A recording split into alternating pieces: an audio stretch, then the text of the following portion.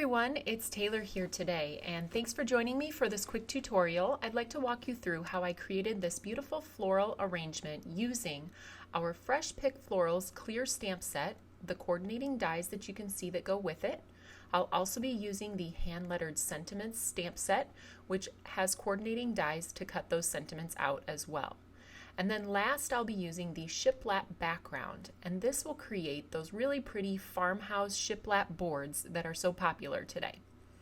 I'm starting with the clear stamp set, and I want to show you just a little bit about how I line those up and give you some ideas for color combinations. I'm starting here with the most solid, largest flower, and I've stamped that with lollipop ink. You can see in the middle that open white space. That's what you're going to use on each layer of this stamp in order to line those up. You're going to try to keep that white space intact as you line up this cherry pop layer over the top. You can see when I press this down onto the paper, I will be left with that white space still in the center. Now with this third layer, you can choose to place it over the top of that white space, keeping the white space there, or you can place it on top of the white space. It's kind of a personal preference, and you can play with what you like there. So with the rose image, I'm stamping the bottom most solid layer in pineapple ink, and you can see that very small dot there. We are going to line that small dot up on the two layers of this rose stamp, trying to again keep that white space intact. This one is a little bit more forgiving than the first one, so if you don't get that little white dot right in place, your flower is still going to look beautiful. So that second layer I stamped in Dijon ink. Now I'm moving on to a third flower. I'm starting again with the lollipop ink for the base of the petals, and then the detail of the petals. I'm lining up that tiniest little petal. That's how I know exactly that it's in place. Just pay attention to that little guy and make sure he's in the right spot. Then the flower center is just a yellow stamp in the middle. Now next I have, for this cluster of leafy flowers, I have stamped the bottom layer in Cookie Monster, and I'm aligning the blue raspberry over the top. Now you can see on that one, I want that darker layer to be towards the bottom of the flowers.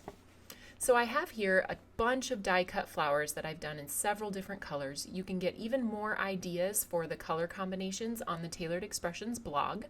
I like to lay these out just on my card base, arranging them just the way I want them. And when I have those flowers exactly where I want them, I have a little trick that I like to do. I get into my kitchen and I take out my press and seal.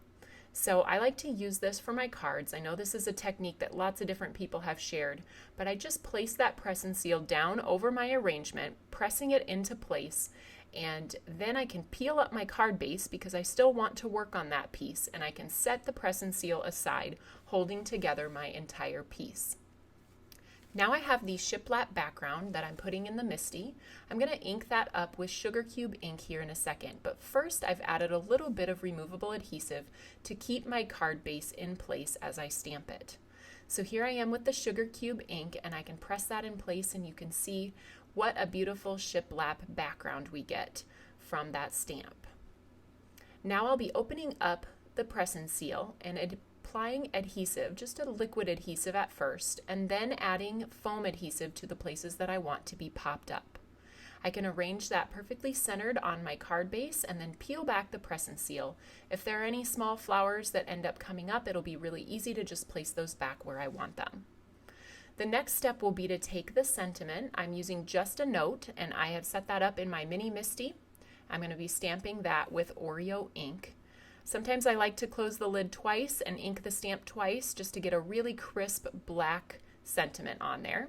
And then you can see here the dies that coordinate with that stamp just perfectly. It's also going to cut out some of the insides of the letters, which just allow you to see what's behind that sentiment a little bit better. I just love this sentiment set, and I can tell I'm going to get a ton of use out of these in my stamp room. So now I will take some foam adhesive and place that on the back of the sentiment, and I can just pop that sentiment up right in the center of my floral arrangement. And now the project is complete. So we'll just add this to a card base, and it will be ready to send to any friend that needs just a note. So I hope you've learned something new today. You can find all of these products at the Tailored Expressions web store at tailoredexpressions.com.